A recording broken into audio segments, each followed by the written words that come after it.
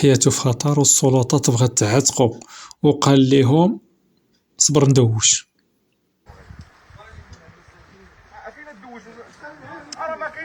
لا حول ولا قوة إلا بالله العظيم.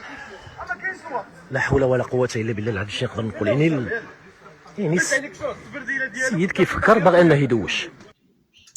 حشومة والله إلا حشومة خوتي، والله إلا حشومة.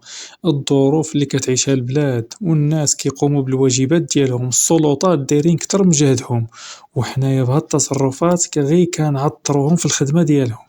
والله خوتي إلا ما كنفهمش أنا هاد الحوايج هادو. خاص أي واحد جا عندو واحد من أعوان السلطة وقالو دير شي حاجة يديرها، ويدير اللي في جهدو باش يتعاون مع السلطات. علاش كنعطرو الخدمة ديال الناس اللي كتبغي تخدم البلاد؟ البلاد عايشة واحد الظروف اللي ماشي مزيانة وصعيبة، خاصنا نتعاونو كاملين باش نخرجو من هاد الأزمة، وخاصنا نصبرو. علاش هاد التصرفات هادو السيد كيطلبو كيقولو خرج في الساعة الوقت ما كاينش، هو كيقولو صبر ندوش؟ واش هذا كيتفلا ولا مضروب في عقلو ولا ما فهمتش انايا؟ والله ما تفهم كاين واحد الناس، واحد النوع ديال الناس الله يهديهم وصافي. لا حول ولا قوة إلا بالله العظيم. شحال ديال العناصر الأمنية واقفة في الشتا وكيحاولوا يقنعوا السيد باش أنه يخرج.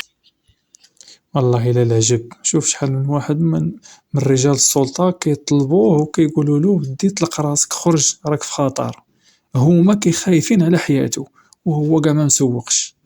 انا كنبقى نستغرب لهاد الشيء الصراحة، والله الا في شكل واش بنادم بعقلو ولا غير كيبغي يتسنطح.